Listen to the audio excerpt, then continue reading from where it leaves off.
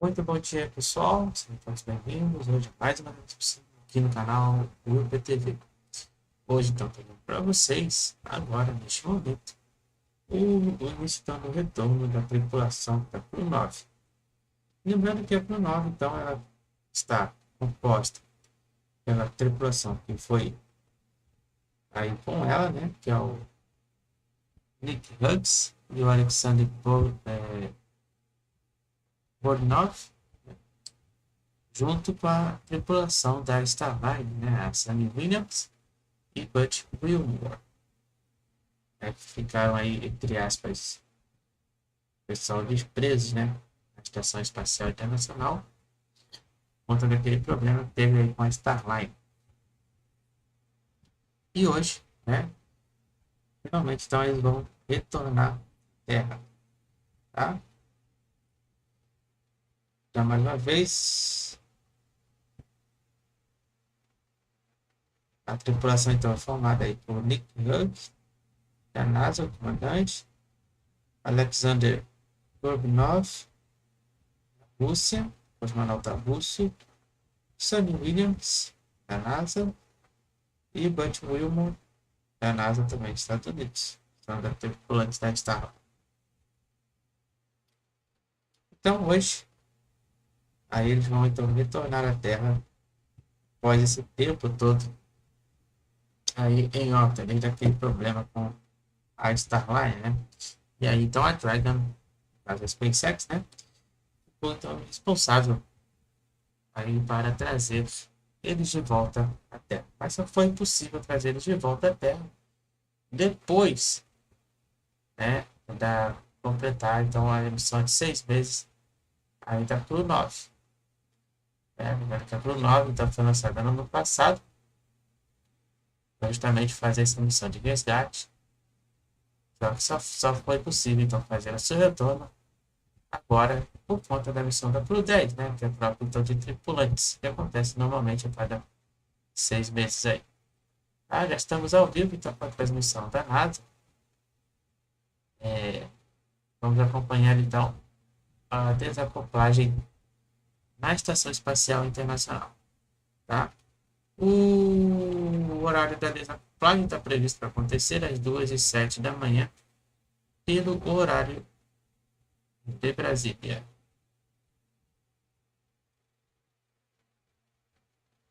Então, vamos seguir juntos nessa jornada no início então, do retorno à Terra da CREW-9 junto com a Starliner. Só lembrando que por conta do horário do splashdown, eu infelizmente então não vou conseguir realizar a transmissão do splashdown. Bom, está marcado para a parte da tarde de hoje, 18 de março de 2025. Mais cedo então tivemos aí a cerimônia de fechamento da escotilha lá na Estação Espacial Internacional.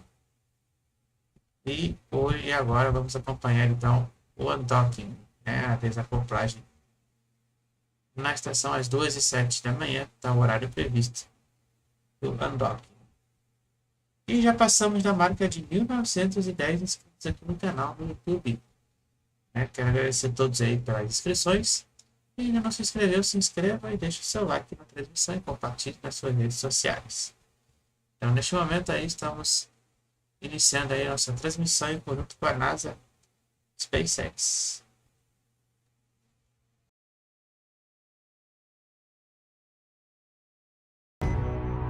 It's March 17th, and we're joining you today from SpaceX in Hawthorne, California.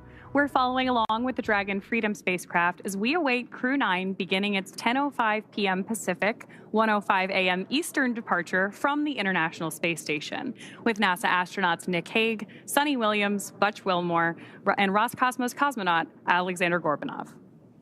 I'm Veronica Foreman, a senior sales manager here at SpaceX. And I'm Sandra Jones with NASA Public Affairs and Communications. It is so great to be back here. It is really great to have you back, Sandra. And of course, thank you to everyone tuning in to watch live coverage of Dragon completing its 9th crew rotation mission to the space station through NASA's Commercial Crew program.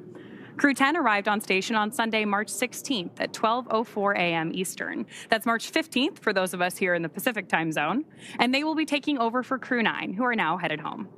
That's right, and Crew 10 did launch just a few days ago on March 14th with NASA astronauts Anne McClain, Nicole Ayers, JAXA or Japan Aerospace Exploration Agency astronaut Takuya Onishi, and Roscosmos cosmonaut Kirill Peskov. They've spent a couple days in space, with those days docked to the International Space Station being what we call a handover period, where they learn to live and work on station from the crew that's about to leave.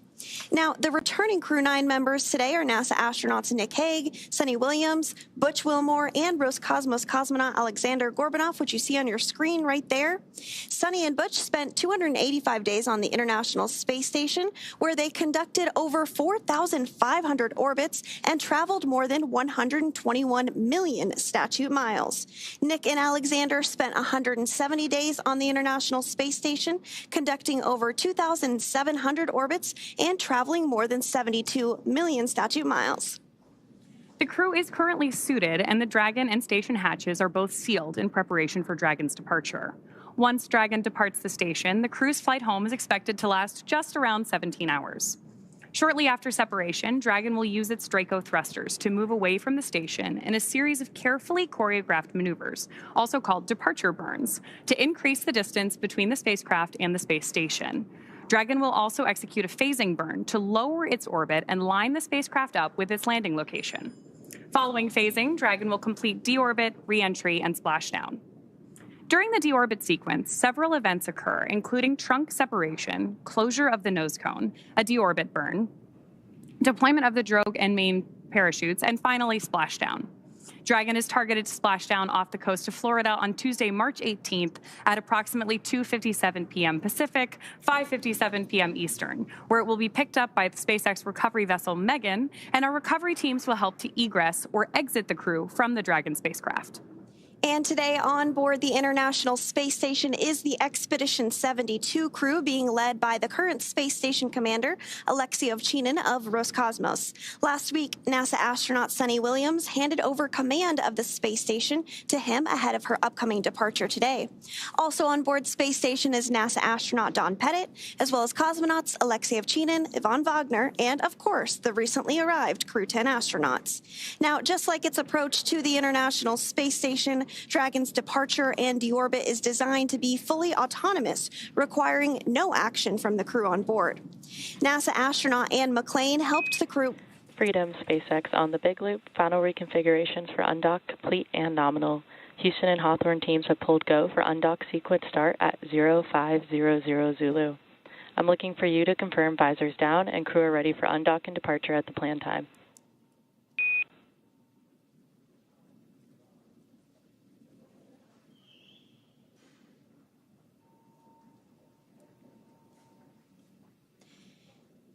And we did just hear confirmation that the team in Mission Control and the team in Hawthorne did pull go for undocking. We might hear some continued communications. Freedom.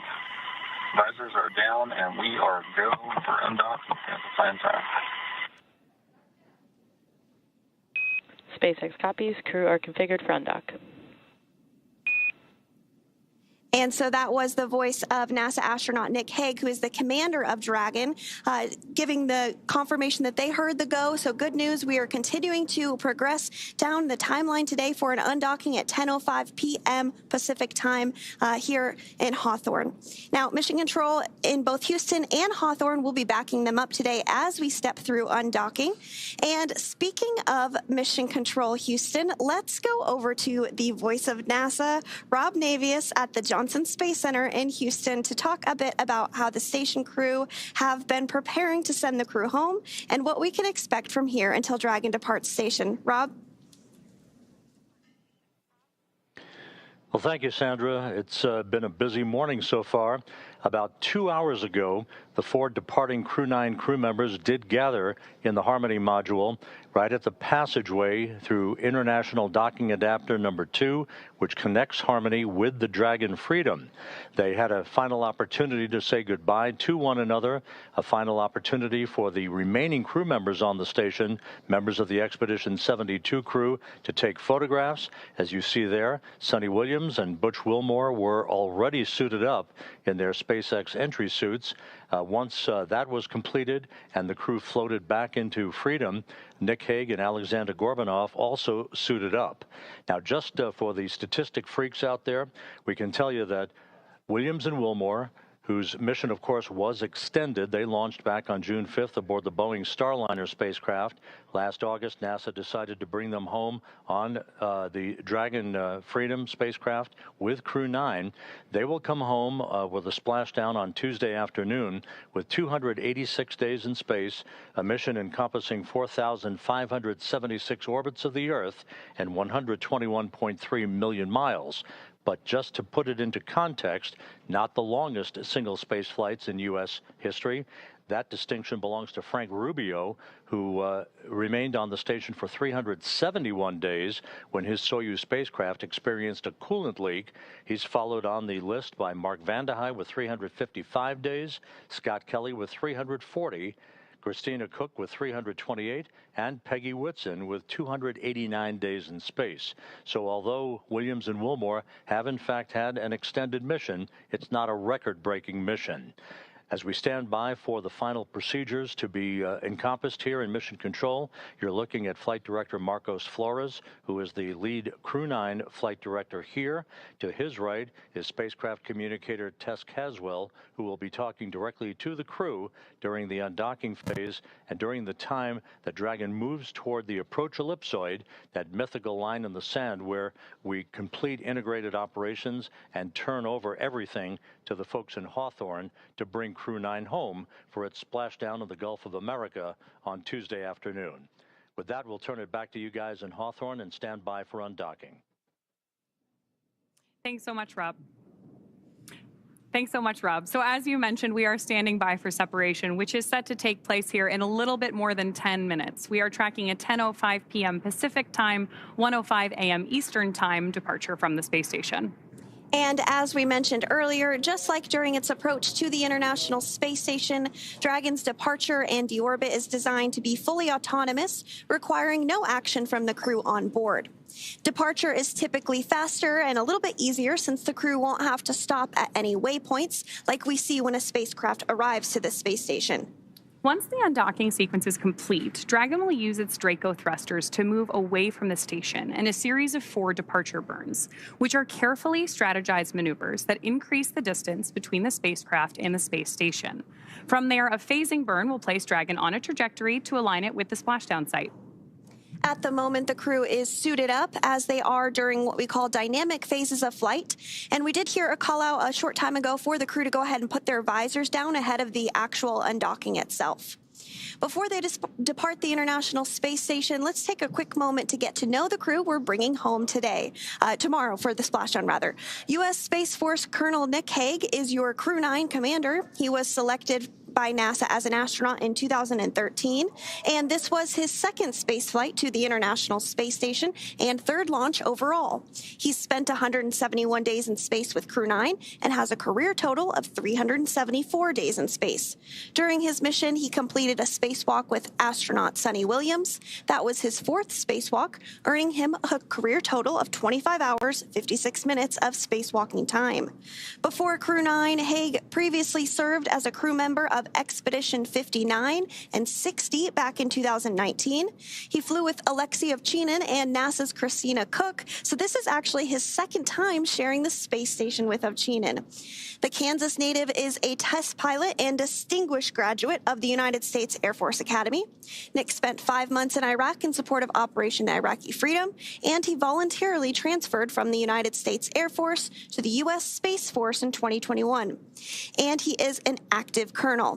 His wife, Katie, is a retired U.S. Air Force colonel, and they have 2 sons. NASA astronaut Suni Williams is a mission specialist for Crew-9. This was her third visit to the space station. She originally launched aboard Boeing's Starliner spacecraft and arrived at the space station on June 6th. Following the agency's decision to return Starliner uncrewed, she became an Expedition 7172 crew member. She logged 286 days in space on this mission. Suni has a total of 608 days in space, earning her the ranking of second most time in space by a NASA astronaut. Former NASA astronaut Peggy Whitson ranks first with 675 days in space. Suni conducted 2 spacewalks and has completed 9 over the course of her career, for a total of 62 hours and 6 minutes of spacewalking time. She ranks 4th on the list of cumulative time spacewalking by a NASA astronaut. Previously, she served on Expedition 14 and 15 in 2007, and again with Expedition 32 and 33 in 2012. She is a retired U.S. Navy captain and a proud graduate of the U.S. Naval Academy. Next up is NASA astronaut Butch Wilmore, who is also serving as a mission specialist today. This is his 3rd space flight, and just like Suni, he logged 286 days in space. He conducted 1 spacewalk and has completed 5 over the course of his career, earning him a total spacewalking time of 21 hours, 2 minutes. He's flown on 4 different spacecraft throughout his career: Space Shuttle Atlantis, Soyuz, Boeing Starliner, and now the SpaceX Dragon. Previously, the Mount Juliet, Tennessee native served on STS-129 in 2009 and Expedition 41 and 42 from 2014 to 2015. Wilmore is also a retired captain in the U.S. Navy. Aleksandr Gorbunov is the 3rd mission specialist serving on today's mission. CREW-9 was his first spaceflight to the space station, earning him a total of 171 days in space over the course of his career. Gorbunov, along with Nick Hague, saw the arrival of 4 visiting vehicles and saw the departure of 4 as well.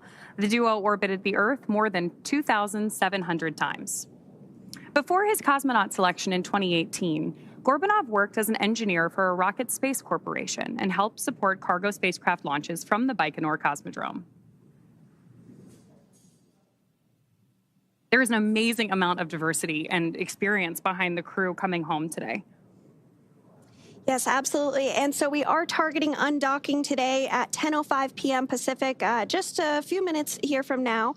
There will be an undock command that is sent first. That is expected at 10 p.m. Pacific time. And then it'll take a few minutes for us to actually see the physical separation and everything. But we are getting views right now of Dragon Freedom. What you see on that black portion of your screen there is some of the solar rays that help collect power for the spacecraft. That will remain intact during the phasing, which is about 17 hours for this particular flight. But before splashdown tomorrow afternoon, which we are targeting at 2:57 p.m. Pacific, that portion of Dragon will actually be jettisoned. So it'll just be the white portion that we'll see splashdown. But we're not quite there yet. First, we need to have the spacecraft undock. So again, targeting undock at 10:05 p.m. Pacific time this evening. That's absolutely right, Sandra. So right now what we're doing on board Dragon is preparing for that undocking sequence to be commanded. Undocking from the space station basically involves separating the umbilicals and those attachment hooks that we use to dock Dragon to the space station. So we're effectively doing what we did during the docking procedure here, but in reverse. All of that in preparation for splashdown tomorrow. Freedom, SpaceX on the Big Loop, undock sequence commanded. And right on schedule, we've got confirmation of that undocking sequence command. Freedom copies.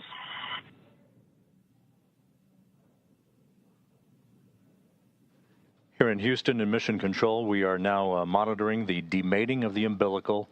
This is the mechanism that provided electrical power to the Dragon Freedom during the time it was docked to the zenith or space-facing port of the Harmony module. Originally, Freedom docked at the forward port of Harmony, and then back on November 3rd with Williams, Wilmore, Hague, and Gorbunov on board. Umbilical demate reported to be complete as we stand by for the initiation of the opening of the hooks. 2 gangs of hooks, 12 hooks in all, holding Dragon to the docking port on the zenith side of Harmony. Again, Harmony was the port of call for Freedom initially. When it arrived back in September, the forward port itself, it experienced a relocation maneuver with Hague, Gorbunov, Williams, and Wilmore on board back on November 3rd to move from the forward port to the zenith port, a short spin around the block to reposition that spacecraft where it has been mated and docked to the International Space Station since last November. 3.5 minutes away from physical separation.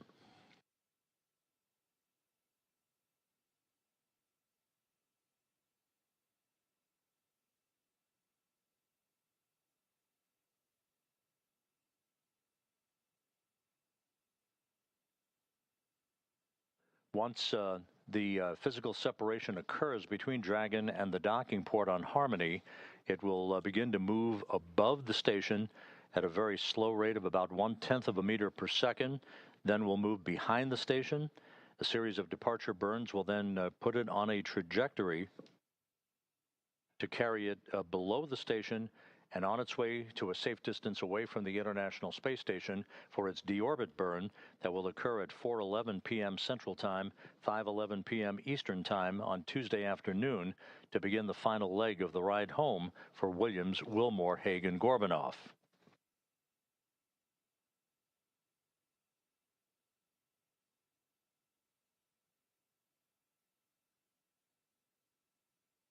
Two and a half minutes to go until physical separation. All systems reported to be in great shape. The latest weather forecast off the coast of Florida at the splashdown sites indicates pristine weather for the arrival of the CREW-9 crew on Tuesday afternoon. Open and nominal. The first gang of hooks has opened, standing by for the second. Springs on both sides of the docking interface will push off against one another to initiate that opening rate for Dragon.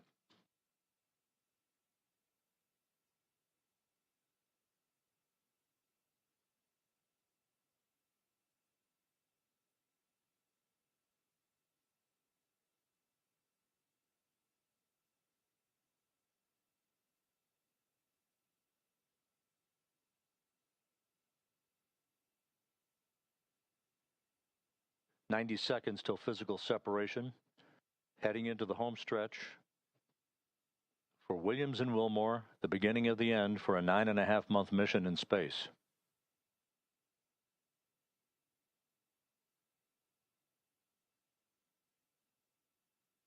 The interface between Dragon and the International Docking Adapter no longer sealed.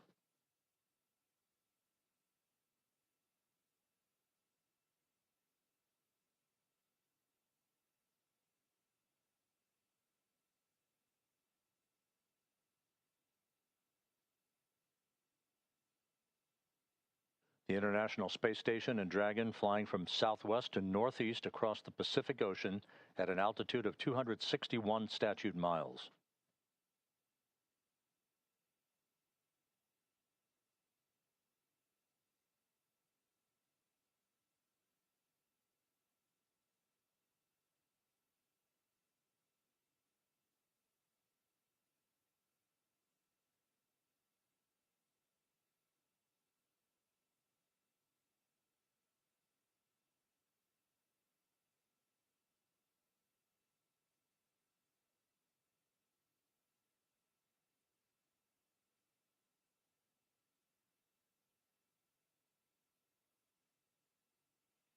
All hooks open.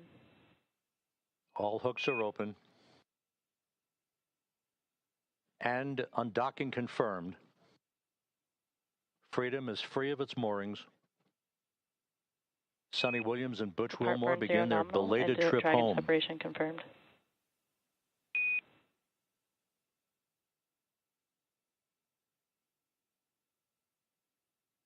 Undocking occurring right on time at 12:05 a.m. Central Time, 1:05 a.m. Eastern Time.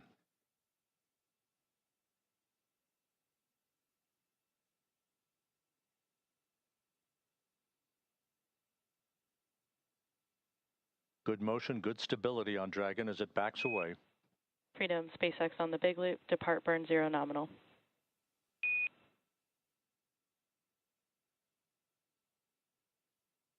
good opening rate reported by the visiting vehicle officer.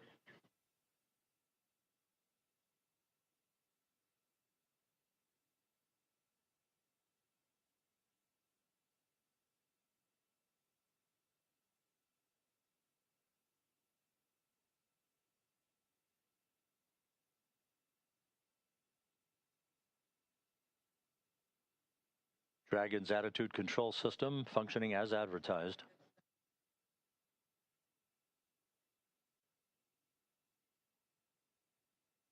Peace and freedom on the big loop.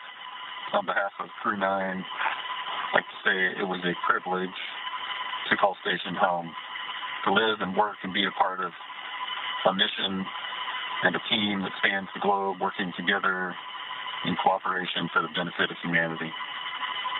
To our colleagues and dear friends who remain on the station, Alex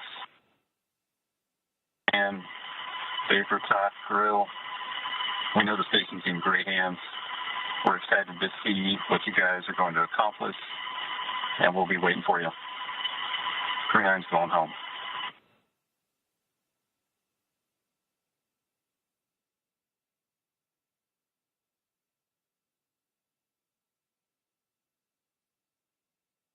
Houston Station on the big loop. Step 2, ISS thrusters are verified enabled.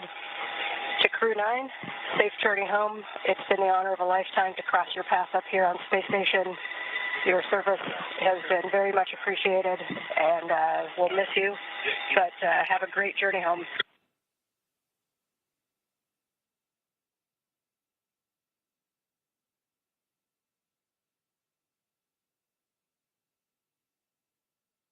Crew 9, and this is Zach. I wish we could spend more time with you guys, but many people who love you and whom you love are waiting for you, so safe travel, Godspeed.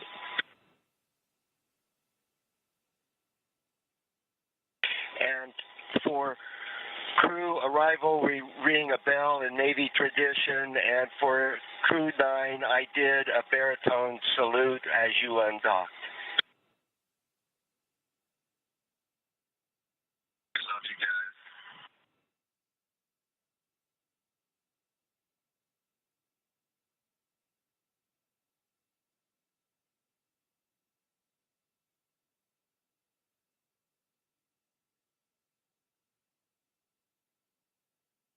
So an exchange of poignant words between the Dragon commander, Nick Hague, as well as the Crew 10 crew, the newly arrived Crew 10 crew members, Anne McLean, Takoya Onishi, and Don Pettit, offering their best wishes and Godspeed for a safe return to Earth on Tuesday afternoon for the quartet aboard the Dragon Freedom.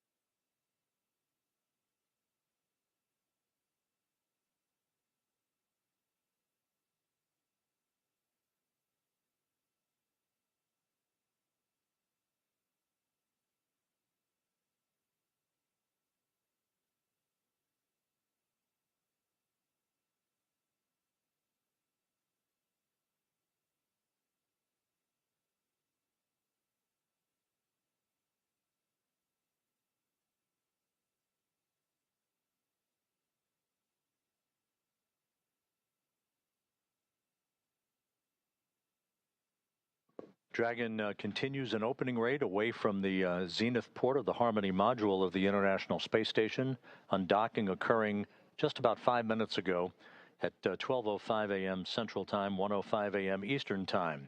Now, coming up here in the next minute or so will be the spacecraft's exit from what is called the keep-out sphere. That is the first imaginary line between the space station and the departure corridor for the Dragon itself. That will be followed by Dragon maneuvering to a Sun communications pointing orientation and to enable better communications between the tracking and data relay satellite system and Dragon's communications capability itself. The approach ellipsoid exit, that basically is the end of integrated operations, where Dragon will cross that imaginary line to move beyond the neighborhood of the station, as it were, is scheduled about 14 minutes from now.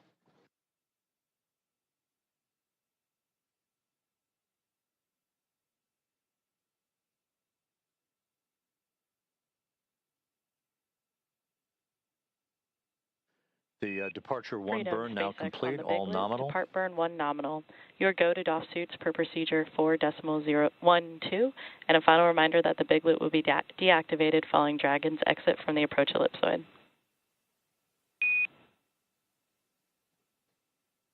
Copies. Good depart 1 burn, and we are go to doff suits. That's in work momentarily. We'll expect to go off big loop when we get outside the field, sir. That's a good readback, Freedom. With all the Freedom thrusters operating in perfect fashion, the acknowledgement by the spacecraft communicator in Hawthorne to Commander Nick Hague aboard Freedom that the crew has been given the go-ahead to get out of their entry suits for the time being, get into more comfortable clothing as Dragon continues its traverse away from the International Space Station. This will continue throughout the course of the overnight hours into tomorrow afternoon, a series of pre-programmed maneuvers that will enable Freedom to be in a position for its deorbit burn on Tuesday afternoon. That deorbit burn is scheduled to take place at 4:11 p.m. Central Time, 5:11 p.m. Eastern Time. It'll be a 7-minute, 29-second braking maneuver to enable Dragon to slip out of orbit. Its velocity slowed by 53.2 meters per second, enabling it to begin its high-speed entry back through Earth's atmosphere and a parachute-assisted splashdown off the Gulf of Mexico and the Gulf of America at 4:57 p.m. Central, 5:57 p.m. Eastern Time.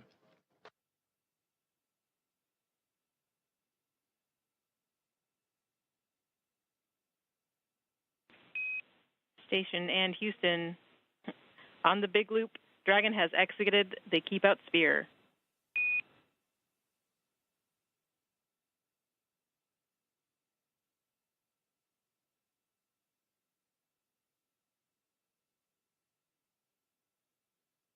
Station copies. Freedom, SpaceX McLean, on the big loop. Dragon has acknowledging. exited the approach ellipsoid and is on a 24-hour safe free drift path. Configure comm for Dragon to ground in preparation for big loop deactivation.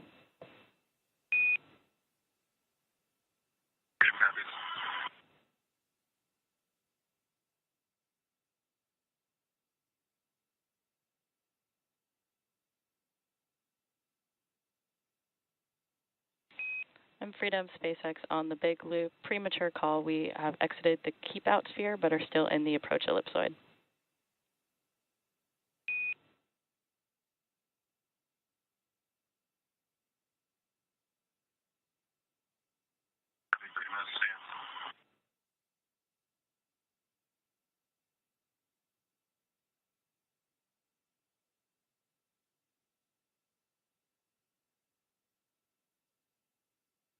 SpaceX Freedom, come check on the hidden light. Freedom, we have you loud and clear. How us?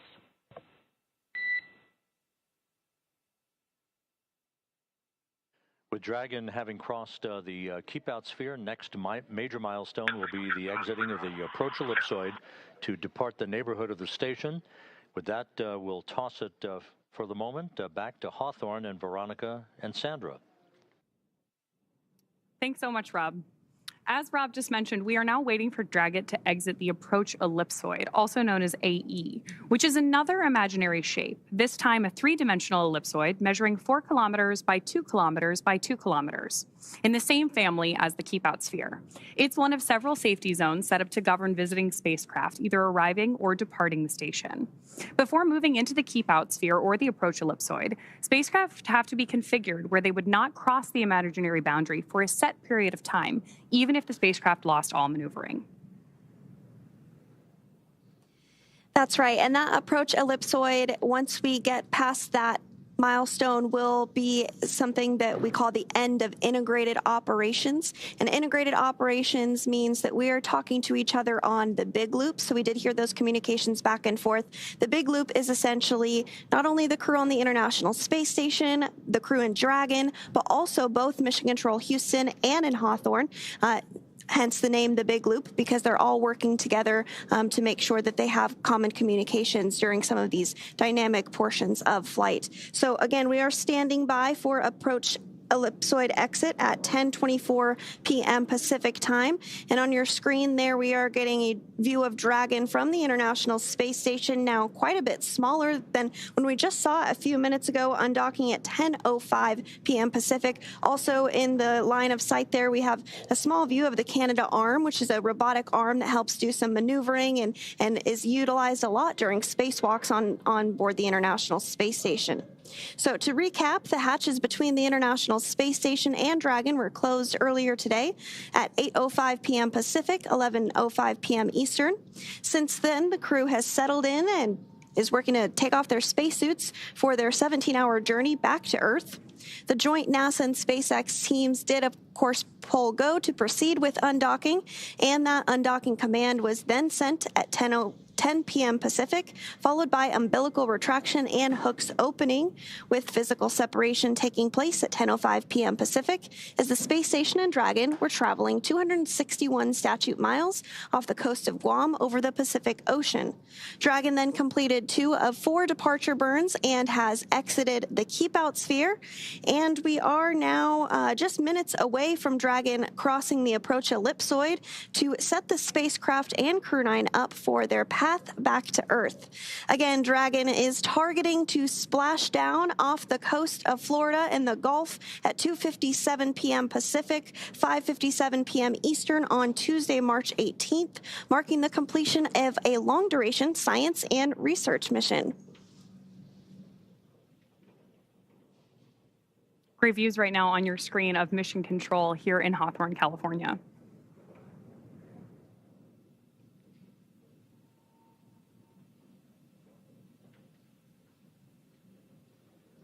It looks like we're starting to get maybe some views there of Dragon as well.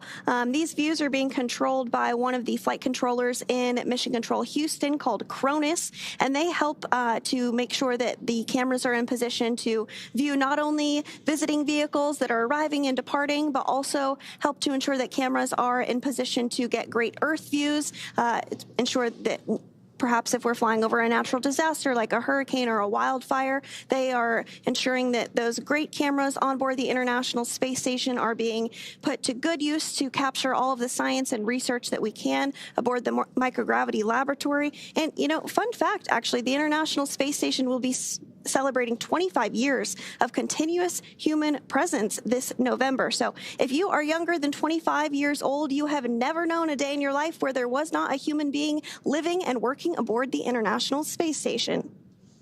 That is so cool to me. It's just this amazing step forward for human exploration in space.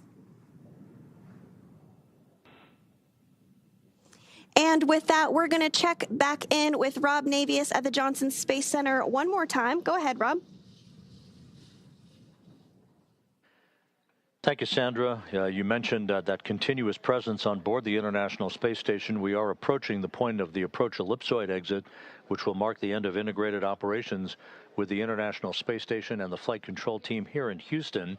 Just a reminder, on board, 7 crew members representing 3 nations: Alexei Ovchinin, the station commander, and his Roscosmos colleagues Ivan Wagner and Kirill Peskov, Anne McLean, Nicole Ayers, and Don Pettit of NASA, and Takoya Onishi of the Japan Aerospace Exploration Agency. Ovchinin, Wagner, and Pettit are next up to depart the station on April 19th.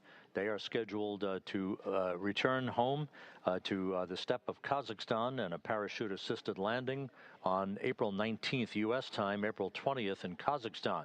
Before that happens, another NASA astronaut, Johnny Kim, along with 2 Roscosmos cosmonauts, will be launching from Baikonur on April 8th, as that continuous presence of researchers on board the International Space Station continues unbroken. Sandra?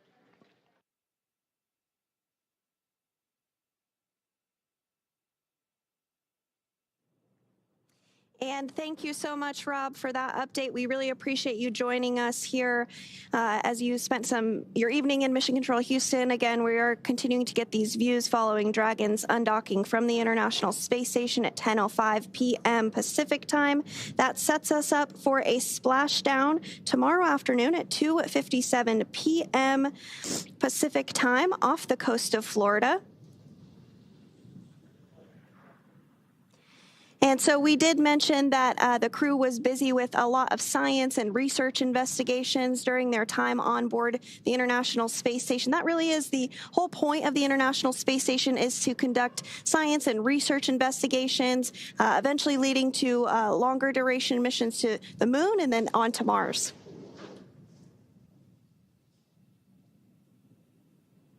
We're, of course, standing by for any further communications from CREW-9 on board Dragon Freedom at this time. But it's a great opportunity for us to comment on some of the amazing science that CREW-9 conducted while they were on board the station. In total, CREW-9 completed more than 150 experiments, conducting over 900 hours of research. Following their splashdown tomorrow, some of those time-sensitive experiments will be among the first offloaded off the capsule and then returned to various research facilities across the country so that the science can continue. And in addition to that science, they also completed a few spacewalks, one of which was to actually swab the outside of the International Space Station for microorganisms to see if anything might potentially be able to survive the harsh environment of space, which is pretty interesting. Another one was a spacewalk to remove a radio frequency group, or the RFG.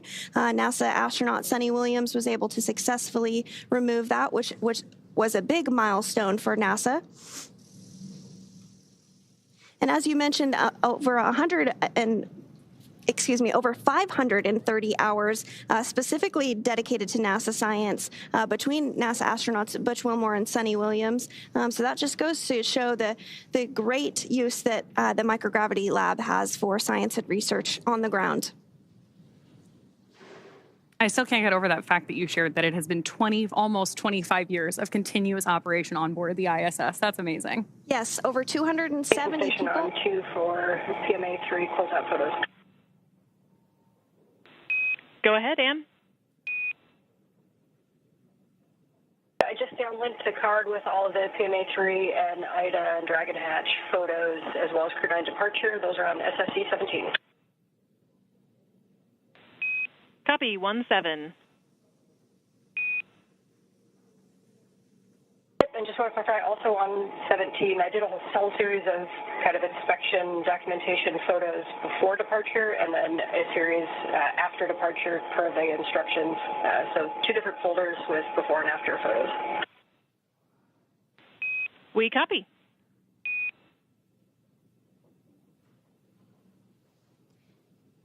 And that was the voice of NASA astronaut Ann McClain, who is still on board the International Space Station, stepping through procedures with the ground to wrap up after undocking, taking some photography of the hatch that the team on the ground will inspect, make sure everything checks out just fine. So we are awaiting the confirmation that Crew Dragon Freedom has exited the approach ellipsoid. We're expecting that here in just a couple of seconds here, really. So we might hear that call out here shortly.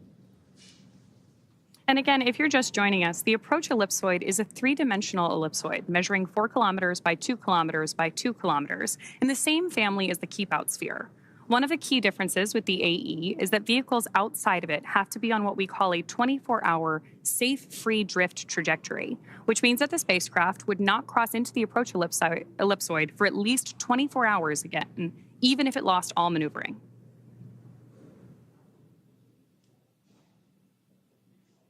That's exactly right. So we'll continue to stand by for that. Now, you may be wondering, what will the crew be doing during their 17-hour phasing? You did hear the call out earlier that they had to go to doff or take off their spacesuits. So they'll get settled in, have the opportunity to have a meal, and try and get some sleep before their targeted splashdown off the coast of Florida tomorrow afternoon at 2:57 p.m. Pacific time tomorrow afternoon. So we are looking forward to seeing them splash down off the coast of Florida tomorrow. So continuing to stand by for that approach ellipsoid exit. Should be hearing the call out any moment now.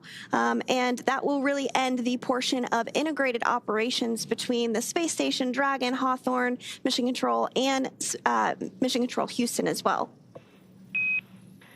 Freedom, SpaceX on the Big Loop. Dragon has now exited the approach ellipsoid and is on a 24-hour safe free drift path. Please make sure that comm is configured for Dragon to ground.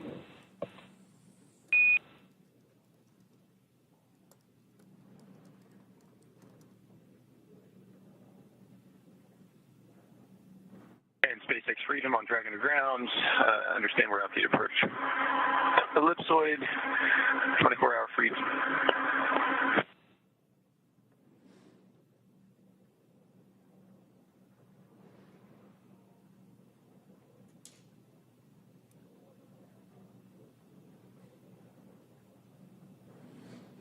Good confirmations there, both from Mission Control and Dragon.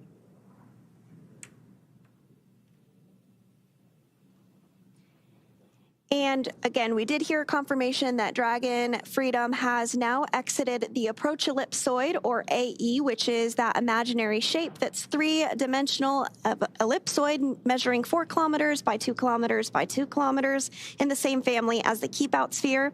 So one of the key differences with the AE is that vehicles outside of it have to be on what we call that 24-hour safe free drift trajectory.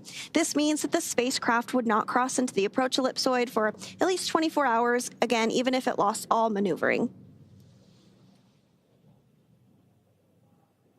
With that, Crew-9 has officially departed the International Space Station. As Sandra mentioned, it will take them about 17 hours until they make their way back to Earth. So the crew is currently settling, as Sandra mentioned, for a little bit of dinner, or maybe get their suits off before they take some time to rest before returning to Earth.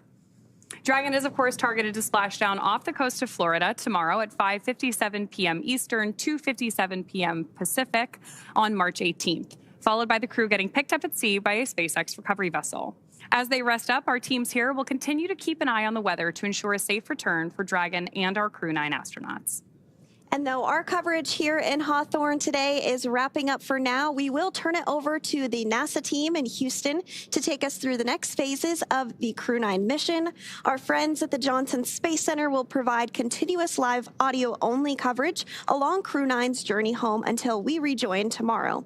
You can find the audio-only link by visiting nasa.gov/live and clicking the mission audio link, or by searching for NASA Mission Audio Live Feed on YouTube at go.nasa.gov/live-ISS. Meanwhile, we'll rejoin you for live visual coverage starting roughly 1 hour prior to splashdown at 1:45 p.m. Pacific. As always, you can find mission updates on X at NASA, at SpaceX, and on the web at nasa.gov. Thanks so much for watching. We'll see you and our Crew-9 astronauts soon.